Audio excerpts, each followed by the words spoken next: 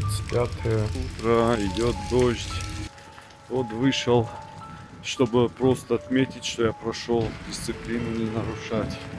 Чуть-чуть пройдусь, чтобы сильно не намокнуть. Потом сделаю гимнастику Бубновского, 10 подтягиваний.